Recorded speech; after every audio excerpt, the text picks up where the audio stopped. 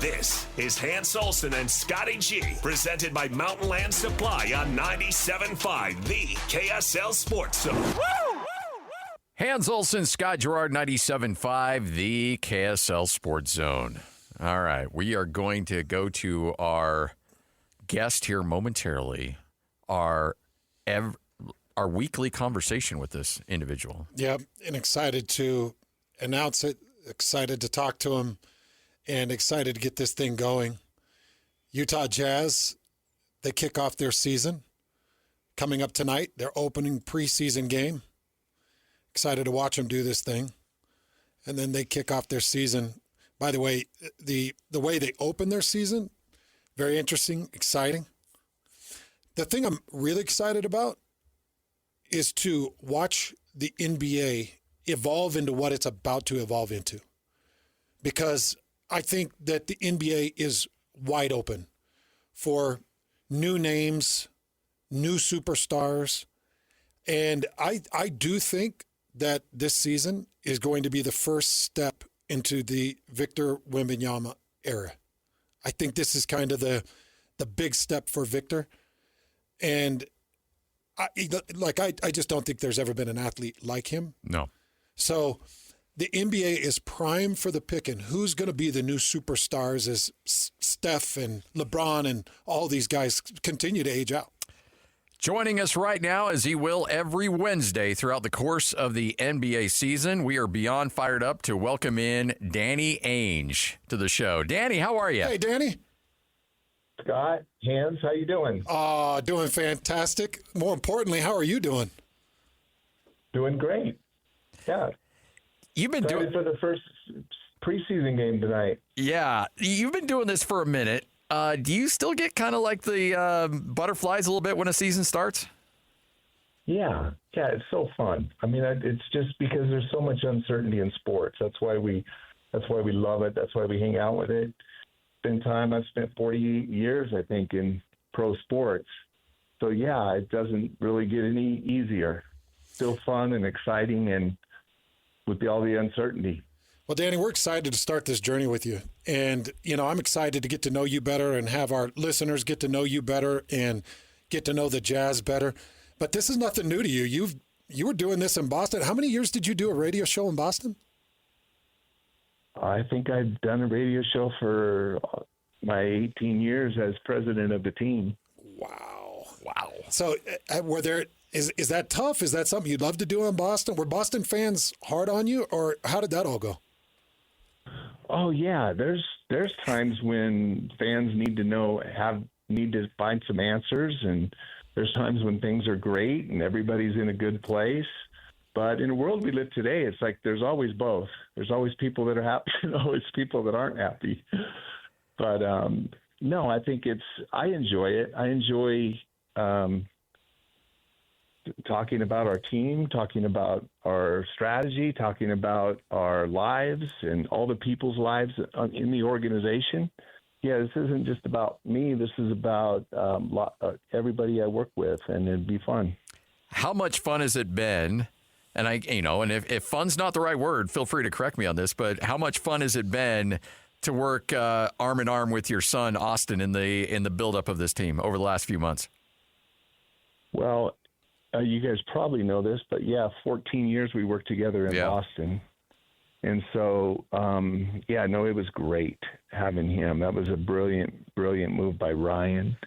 And I think our team needed his energy, his experience, his knowledge, his ability to communicate where we are here with the Jazz. So, it's been nothing but great. And having 3 more grandkids in the area is even better than my kids. I love that. It's good to be around family, get to have so much fun. By the way, Danny, I asked Scotty if he called some of Crew's games. He said yes. He called every one. Yeah. Well, at Utah State, nice. Yeah. So, So Scotty, how good was Crew? Crew was great. Yeah. And the fun part was that year was a really special year. That's the year that they came out of nowhere, and Sam and Abel Porter and all those guys made a great run into the NCAA tournament. But the fun thing about that is the fact that Crew is still pretty much the leader of that team. because he's got Abel Porter living right next to him. He somehow convinced Sam to move to Utah County. Like it's impressive the stranglehold he still has on those guys. Yeah, and they're all members at Alpine Country Club, and Abel and Cooper, my son that's 2 years older than Crew, they did great in the Alpine member guest this year. So, Abel's picking it up, and he's trying to catch up with Sam. I got to know, Danny, because I've actually put out video of me doing one-on-ones with my son in full pads when he was starting to peak as a football player before he headed on a mission. And it was embarrassing. It got bad. He threw me in the dirt a couple of times. And, just trying to prepare him and trying to throw a good stiff jab in his chest. Did you ever play hard physical basketball with these guys? Not with the Utah State guys, but with my boys, absolutely. We had some, and matter of fact, I did that too. Someone was shooting a film of, I was in my, work shoes and slacks, but I was playing when Crew got home from his mission, and like he has this video of dunking on me. Oh. And he did dunk on me. I was like coming in, just going to foul him, and he dunked on me, and it was like, it went viral, and it was kind of funny, but. Oh, Scotty's got the video here, Danny. I'm looking at the video. Yeah, it made Crew's day. Oh, he kind of crossed you over a bit. Took a hard. Yeah. Ooh, he threw a hard elbow into the chest. Yeah. Like we've had some battles with the boys, so I deserved what I got. Is that something that was important to you as a father to install a high level of competition into your kids, whether it was basketball or business or whatever profession they decided to go into? Yeah, I mean, it's just I've prided myself on being a competitor my whole life, but there's nobody more competitive that I've met in my life than my wife. And so, I don't really think our kids had much of a choice. They grew up in a very competitive world. She's the tough one, huh? She's a tough one. She's tougher than me. Did she play sports through high school, or what is her thing? No, she played. I mean, she's always played tennis, but she played in high school, played softball in high school, but she was just more of a late bloomer. She raised a family, and I think for the last 10 or 15 years, she's been really in high competitive tennis leagues with women mostly a lot younger than her. And she still does it today. She plays in pickleball leagues around here in Utah and tennis leagues, and she loves it. She lives for it. So when you address a season like this where it's about development, when you start a game like tonight against Houston in the preseason and throughout the course of the season, when you're looking for development, what are some of the boxes you want seen checked off and some of the things you're looking at in progress in the development of these guys? Yeah, I mean, I think that for sure there's team progress, but we have such a new team and such a young team. I look more for the individual development of each player more than I'm judging, our culture and all that right now because we're so young. But I'm looking to see the progress of all of our young guys, every one of them, and what they're doing. And I've seen it all summer. I'm very excited about the upcoming season because, these guys have put in so much work. And, we don't have a perfect team yet, and we're trying to get there. But, we need some of these young guys to really step up, and hopefully they all understand that, man, this is a lifetime opportunity, an opportunity of a lifetime to get out there and play and, get this opportunity. Because on some teams, some of them might not get a chance to play as much. And they're all fighting for their NBA careers, and it's been really, really fun to watch their progress. And our strength and conditioning team has done amazing, our coaches. But we've had a lot of these kids in almost all summer, and that's been really fun to watch. And I'm anxious and curious to just see how each one of them pan out.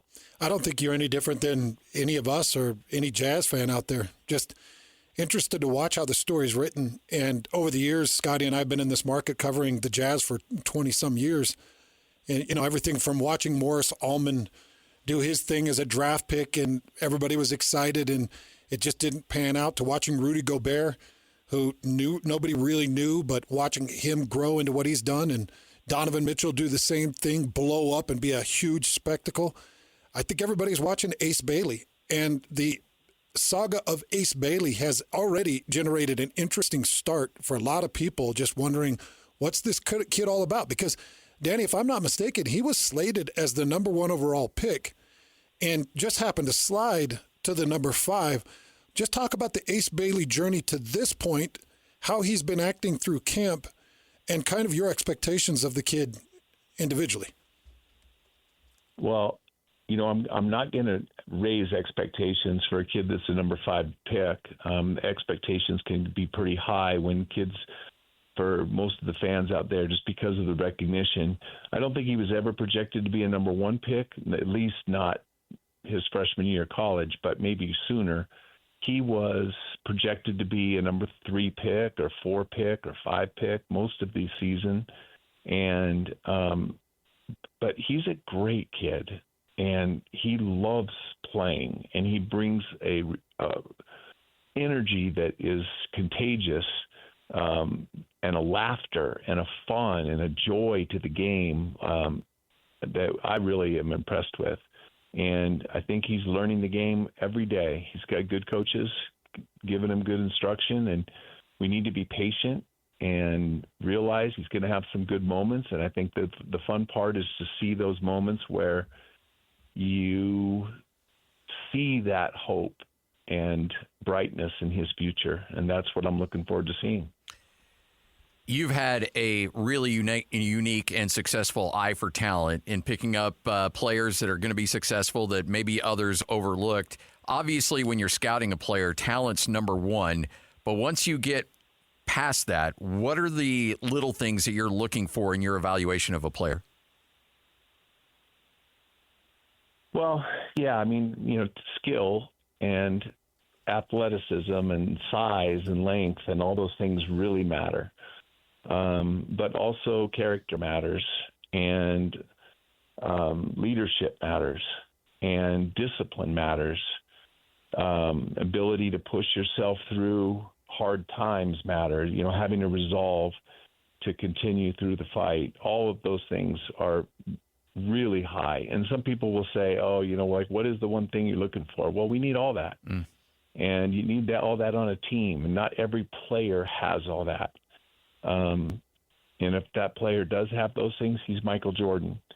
And those guys are pretty easy to identify. But everybody has some of those qualities, and most players don't have all of them. And so it's always very difficult to decide, do you go for the talent and the size and the length and or in the jumping ability, or do you go with less size and more commitment and more character, harder work ethic? And those are the difficult decisions to make in the draft every year. What's your relationship been like with Michael Jordan? I mean, playing through the 80s and 90s and then being a manager for so long. And have you had a relationship with him? What's he like as an individual? Yeah, Michael is very competitive, and we are friends.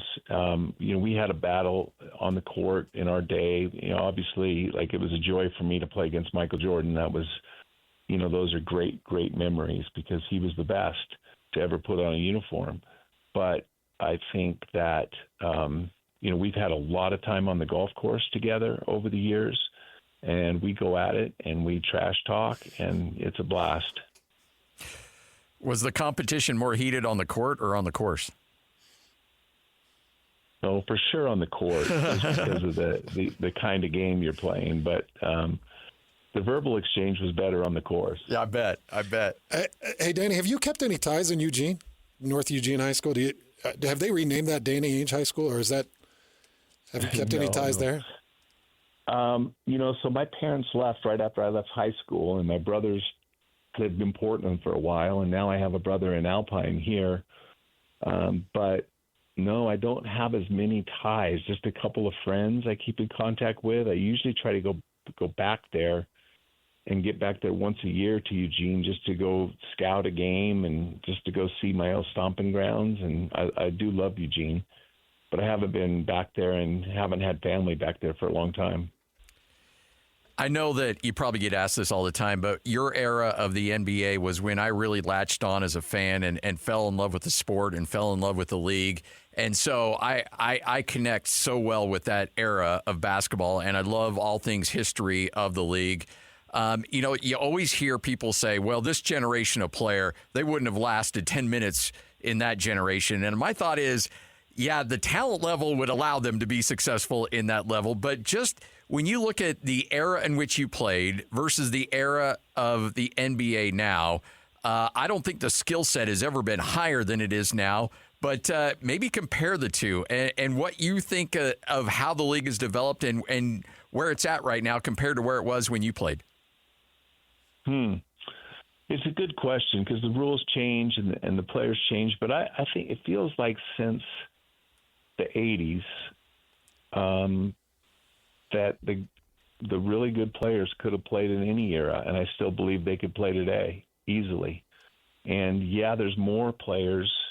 Maybe there's more good players now than there was then. But, I mean, I see players in my time in Boston and I see players in my time here in Utah that, would not have been able to play on 23 teams and 12-man rosters.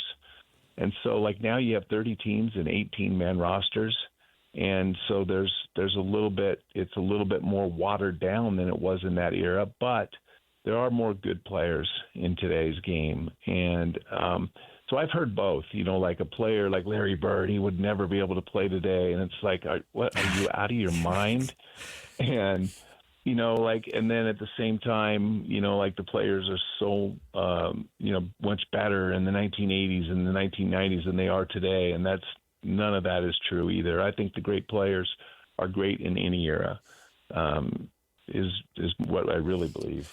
Well, Danny, we're so grateful to have you every single week and excited to just get more of this, just to get to know you and have our listeners get to know you and get to know this Jazz team inside and out. I just don't think there's a more transparent, better thing that we could be doing with our time here on air, so we appreciate you doing that. Okay, and going back to your last question, Scotty, I think we would really welcome John Stockton and Karl Malone. Yeah, yep. I think those guys would be just fine in today's NBA. We're looking for some of the guys like that, and Jeff Hornacek. We'll take all of them. Yeah, they would draw a few whistles. Yeah, they would. They draw a few whistles, but I'd love to see them on the court. Thanks, Danny. I'm looking forward to getting to know you guys better, and so in our weekly deal, I'll probably be doing the majority of them, but we'll get to know Austin and Ryan better and people that I work with on occasion, and maybe even some players. Like, you guys would love those guys, and I know how much our fans would love them, getting to know them better like I get to. Well, we're so grateful and excited to get to this season. Good luck tonight against Houston, and let's go. This is going to be a great discovery year for the Jazz. Yeah, it's going to be fun. I'm really excited about this year. So awesome. Good to be with you guys. Thanks for your time. Thanks, Danny. We appreciate it. The great Danny Ainge right here on 97.5, the KSL Sports Zone, every Wednesday at 12:30. We got a lot to get to with Danny. Yes, we do. You think about the years and years of moves that he made with the Celtics and building a team before he left the Celtics, and how he compares to some of the building blocks that he's implemented here and what direction we're on. The nice thing is it tips off tonight against Houston, and we start to get a feel for it. And along the way, Danny will give us some insights and kind of help paint the picture of what the Jazz are doing on the inside. As he mentioned there too, Scotty, every single Wednesday at 12:30. If Danny can't make it, it may be a mystery guest. Yes. It may be, but it is going to be somebody big and a Jazz player or a Jazz insider or somebody great with the Jazz. But I know I talked to Danny for a while before the show, and he was like, I really want people to have a perspective. He's just so transparent. Yeah. He has nothing to hide. He's just a great human being, an amazing ambassador of Brigham Young University, an amazing ambassador of the NBA. And he just so happens to be one of the most brilliant front office minds in the history of the league. So excited to kind of have him at our advantage and really just pick his brain and learn this sport better. Like to your question, what this league is now to what it was, where it's evolving to, it has become such a European league. And watching European players, we finished whatever it is, the last 3 MVP votes with 3 of the top players being European born. Whether it's Embiid, who is European born and raised stateside, or it's Luka Doncic, or it's Jokic, who's taken it a few times. Yeah. And now Victor, I think Wembanyama is probably going to be in that conversation from here on out. Lauri Markkanen is your top Jazz player, all European design, and raised in that European style of basketball. So I'm excited to learn more about this league. Yeah. And nobody can be a better teacher than Danny. Nope. No, sir. All right, Hans and Scotty, Jared Calhoun is going to join us coming up next.